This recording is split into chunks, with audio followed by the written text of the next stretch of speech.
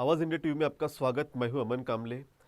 आप सब जानते हैं कि ब्लैक अमेरिकन जॉर्ज फ्लाइड की हत्या के बाद अमेरिका में काफ़ी तनाव है। लगातार 7 दिनों से जो है लोग काफ़ी गुस्से में हैं और प्रदर्शनकारी जो थे वो वाइट हाउस में भी गए थे और प्रेसिडेंट ट्रंप को जो है वो बंकर में छुपना पड़ा। तो इस तरह से जो है अमेरिका में जो है एक ब्लैक की मौत के खिलाफ सारे अमेरिका के लोग वाइट और ब्लैक दोनों जो है प्रदर्शन कर रहे हैं और एक जो बंधुभाव है वो दिखाने की कोशिश वो कर रहे हैं। और प्रेसिडेंट ट्रंप ने जो उकसाया था उसके बाद ये मामला काफ़ी गंभीर हुआ था। लेकिन भारत में जो है आज भी जो है कास्टिज्म जो है एंड होने का नाम नहीं ले रहा। हम लोग बार बार ये बात कहते हैं कि जिस तरह से वाइट लोग ब्लैक के सपोर्ट में अमेरिका में आते हैं, आज जो अमेरिका में प्रदर्शन चल रहे हैं तो मैक्सिमम वाइट लोग जो है ब्लैक के समर्थन में आए हैं। यहाँ तक कि अमेरिका के पुलिस चीफ ने ये कहा कि प्रेसिडेंट ट्रंप को जो है कुछ समय के लिए शांत रहना चाहिए। भारत में इस तरह से बातें नहीं हो सकती। लेकिन एक बहुत ही डेंजरस एक खबर है आपके लिए कि नागपुर के इनकम टैक्स डिपार्टमेंट ने SC ST के 150 जो एम्प्लॉयज़ थे, जो ऑफिसर रैंक के थे, उन्हें डिमोट करके उन्हें क्लरिकल पे ला के रख दिया। कारण ये था कि रिजर्वेशन प्रमोशन के तहत इनको प्रमोशन मिला था। लेकिन जिस तरह से ये मामला अभी अधर में लटका है, इसके बाद ये जो सारा मसला है इनके इस संदर्भ के जो सारा मसला था वो जुडिशियल था। लेकिन उसके बावजूद इनकम टैक्स डिपार्टमेंट के जो नागपुर के चीफ हैं, इन्होंने जो है SC ST के लगभग 150 एम्प्लॉयज़ को जो है वो क्लरिकल ग्रेड में ला के रख दिया है और इसके खिलाफ में काफ़ी आक्रोश व्याप्त है। जो भी SC ST एसोसिएशन जो है इनकम टैक्स की अलग अलग डिपार्टमेंट्स की, इन्होंने इसके खिलाफ में जो है अपनी आवाज़ उठानी शुरू कर दी है। और हमें ऐसा लगता है कि भारत में कास्टिज्म का जो ये वायरस फैला है, ये कास्टिज्म का वायरस सबसे खतरनाक वायरस है। वर्णवाद का वायरस, वंशवाद का वायरस और सबसे ऊपर जो है वो कास्टिज्म का वायरस है। इतने कठिन समय में जब कोरोना संक्रमण का काल चल रहा है और ऐसे समय में कोरोना संक्रमण के ही समय में जो है जो चीफ है इनकम टैक्स के नागपुर के, इन्होंने जो है SC ST के लगभग 150 एम्प्लॉयज़ को जो है इन्होंने डिमोट कर दिया है। तो ये बहुत ही निंदनीय ऐसी घटना है और हमें लगता है कि तुरंत इस घटना का संज्ञान प्रधानमंत्री, अर्थमंत्री ले और विपक्ष भी ले। और ये जो SC ST के 150 एम्प्लॉयज़ को डिमोट करने की कोशिश की गई है या फिर जो इस तरह से इनजस्टिस इनके ऊपर हुआ है, इस पर जो है तुरंत संज्ञान लेके इन्हें जस्टिस दिलाने की आवश्यकता है। इस संदर्भ में हमने SC ST यूनियन के जो नेता है उनसे बात की। आइए एग्जैक्टली ये मसला क्या है, एग्जैक्टली ये क्या इशू है, ये समझते हैं। जो मैटर है ये एक्चुअल में नॉन इम्प्लीमेंटेशन ऑफ रिजर्वेशन क्या है। सरकार ने क्या है कि प्रमोशन में रिजर्वेशन दिए हैं, यानी SC ST के लिए प्रमोशन में रिजर्वेशन दिया हुआ है। और ये जो एक कैट का जजमेंट आया था, जो सरकार के जो पदोन्नति में आरक्षण की जो नीति है उसके विपरीत जजमेंट था। ये कैट मुंबई का नागपुर बेंच का जो जजमेंट था कि जिससे पदोन्नति में इनको जो आरक्षण दिए है उसके विपरीत था। तो यहाँ के जो इनकम टैक्स डिपार्टमेंट को उस इनकम जजमेंट के अगेंस्ट में हाई कोर्ट में चैलेंज करना चाहिए था, क्योंकि ये पॉलिसी के अगेंस्ट में जजमेंट था। और डिपार्टमेंट ऑफ लीगल और DOPT का भी ये गाइडलाइंस है कि अगर शासन के नीति के विरुद्ध कोई भी निर्णय आता है तो उसको लागू ना किया जाए और उसको ऊपर डिपार्टमेंट ऑफ लीगल या डिपार्टमेंट ऑफ DOPT को रेफर किया जाए। लेकिन इस केस में क्या हुआ है कि डिपार्टमेंट ऑफ लीगल को रेफर न करते हुए इस जजमेंट को, यानी जो शासन की नीति के विरुद्ध निर्णय था, उसको यहाँ के प्रशासन ने लागू कर दिया। सेंट्रल एक्साइज जो डिपार्टमेंट है उसमें भी ऐसा ही निर्णय आया है। लेकिन ये एक ही मंत्रालय में रहने के बाद भी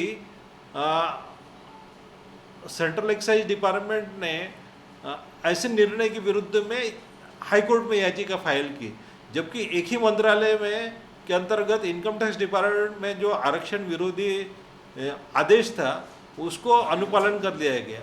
और जहाँ तक अनुपालन का सवाल है, ऐसे वक्त में उसको अनुपालन किया जब लॉकडाउन है, सारे काम बंद है, तो ताकि हमारा जो साथी है वो जा भी ना सके कहीं कोर्ट में। तो ये बहुत ही यानी अन्यायपूर्ण है। और अगर इस सिद्धांत को माना जाएगा तो सिर्फ मुंबई या नागपुर में नहीं होंगे, तब तो देश भर के जितने SC/ST के कर्मचारी है जो 97 से अभी तक के प्रमोट हुए हैं on the basis of reservation, वो सारे लोगों को रिवर्ट होना पड़ेगा। और ना सिर्फ इनकम टैक्स में, बल्कि ये सेंट्रल गवर्नमेंट के सारे डिपार्टमेंट में, सारे PSU में, स्टेट गवर्नमेंट में अगर इस सिद्धांत को लागू किया है तो देश भर में जितने लोग आरक्षण का लाभ लेकर पदोन्नत हुए वो सारे लोगों को रिवर्ट होना पड़ेगा। तो यह एक बहुत ही अन्यायकारी आदेश है। तो इसको मेरा ये गुजारिश है कि सरकार ने इसके ऊपर सख्त कार्रवाई करना चाहिए जिन लोगों ने ये आदेश पारित किया है। मैं आपके समक्ष में कुछ बातें रखना चाहता हूं, जो कि पिछले हमारे 22 तारीख को जो हमारे 150 लोगों का रिवर्सन हमारे मुख्य आयकर आयुक्त द्वारा किया गया, उससे मैं आपको अवगत कराना चाहता हूं। साथियों, बात ऐसे है कि 2013 में कुछ जनरल कैंडिडेट 21 लोग कैट में अपना केस लेकर गए और उसमें उन लोगों ने हमारे 21 लोगों को पार्टी बनाया। उसका जो जजमेंट आया वो 30/11/18 को आया। उसमें यह सीधा लिखा गया है कि जो भी पीड़ित जो अप्लीकेंट है, ये जो प्रतिज्ञार्थी है, उन्हें उसका लाभ दिया जाए। लेकिन यहाँ ये देखने में आ रहा है कि हमारे मुख्य आयकर आयुक्त ने जो भी आदेश पारित किया है उसमें 150 लोगों को इसकी क्षति पहुँची है, जिसमें तो 50-60 लोग रिवर्ट हो गए हैं, जो कि पदोन्नत जिसे हम कहेंगे कि। और ये तो दुख भरी बात है, इन लोगों ने तो ऐसे ऑर्डर किया और किस कानून के तहत किया, इससे मैं पूरी तरह जानकार नहीं हूँ। लेकिन फिर भी मैं आपको बताना चाहता हूँ कि ऐसे कोई नियम नहीं है अपना सेंट्रल गवर्नमेंट में कि इंस्पेक्टर को, अपना प्रशासकीय अधिकारी को सीधा नीचे उतार कर उसका फीडर कैडर में जहाँ उसका अपॉइंटमेंट हुआ था LDC करके, वहाँ उसको रिवर्ट किया गया। सब में पहली बात मैं ये भी आपको बताना विशेष रूप से यहाँ पे आपका ध्यान आकर्षित करता हूँ कि पहला जो OM आया पहले 27/1997, जो कि RK सबरवाल के नाम से जाना जाता है, जो कि पोस्ट बेस्ड रोस्टर के लिए एप्लीकेबल होता है। लेकिन हमारे यहाँ नागपुर CCA में 2797 से वो OM को पूरी तरह से पारित नहीं किया गया और ना ही उसको पूरी तरह से इम्प्लीमेंट किया गया। हाँ, उसके बाद हुआ ये है कि उसके कारण उसके चलते हुए रोस्टर में एनोमलीज आई। कोई जनरल वालों को SC में कोट किया गया, कोई SC वालों को ST में कोट किया गया, किसी जनरल को फिर से ST में डालकर प्रमोशन दिए गए। हमने इसमें बाकी बहुत सी चिट्ठियाँ लिखी, लेकिन उसमें कोई इन लोगों ने उचित कार्रवाई नहीं की। दूसरी बात यह है कि इस रिवर्सन ऑर्डर में इन लोगों ने 2 OM जो DOPT हमारा जो मैंडेटरी डिपार्टमेंट है उसका वहाँ विशेष उल्लेख किया है, और वो पहला OM है 30/9/16 और दूसरा OM है 15/6/18। लेकिन मैं आपके जानकारी में ये बात लाना चाहता हूँ कि दोनों OM जो जिसका इफ़ेक्ट देना चाहिए वो 30/9/16 और 15/6/18 के बाद देना है।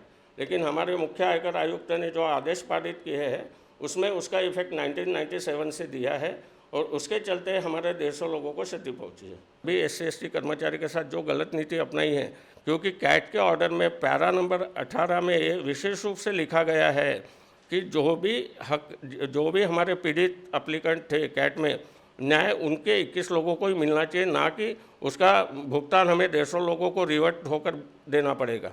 हाँ, ये इन लोगों ने पहले इसका विशेष रूप से ध्यान रखना चाहिए और इसका स्पष्टीकरण भी देना चाहिए कि हमने किस कायदे के तहत, किस कानून के तहत, क्योंकि जितने भी OMs है उसमें से कोई OM डिपार्टमेंट ने रिस्पोंडेंट होते समय कैट में क्यों वहाँ पे सबमिट नहीं किया गया। उसके बाद जैसे हमारे संजय तूल साहब ने बोले कि इतने बड़े पैमाने पे अगर किसी SC/ST कर्मचारी के साथ घात हो रहा है तो ये पहले हमारी ड्यूटी बनता थी हमारे माननीय प्रधान मुख्य आयकर आयुक्त की कि इसके अगेंस्ट में वो अपने हाईकोर्ट में याचिका दाखिल कर हमारा संरक्षण करते।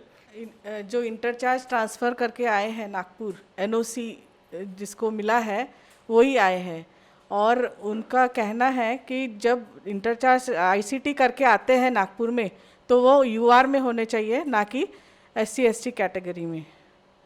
और दूसरी UR में ही काउंट किया जाता है उन्हें, तो इन्होंने उसको भी बदल दिया है अपना। और अभी जिसको 6 महीना है रिटायरमेंट के लिए, जिस एक एग्जांपल है कि जो PS थे उसको स्टेनो बना दिया गया है, तो वो सोशली और मॉनिटरी उनको बहुत सोशली और मॉनिटरी वो बहुत ये हो मतलब डिप्रेस्ड हो गए हैं। तो ऐसे लोगों को अगर सोशली और इसका डिप्रेस किया गया है तो उसके लिए भी मैं ये कहना चाहती हूँ कि ये गलत है। ये जो उन्होंने किया है, अभी उनको 6-6 महीना है सिर्फ रिटायरमेंट के लिए। इन सबके चलते देखिए सबका सोशली और मॉनिटरी लॉस हुआ है। ये कौन बेयर कर रहा है? सारे कर्मचारी ये लॉकडाउन में वैसे ही मारे गए हैं और हमारे सीसी ने भी हमको इतना दबा दिया है कि हमको तो न्याय मिलना ही चाहिए, इतना अन्याय हुआ है। और ये देखिए कि ये डिस्क्रिमिनेशन और ये क्रिटिसिज्म है। क्यों ना हम एट्रोसिटी फाइल करें इनके अगेंस्ट में, वो यानी हायर अथॉरिटी से लेकर लोअर अथॉरिटी तक। मेरा तो यही कहना है कि सब ने एक साथ मिलकर एकजुट होकर ये लड़ाई लड़ना चाहिए और प्रिंसिपल सीसी सर को यही रिक्वेस्ट है कि इन्होंने हमको न्याय देना चाहिए।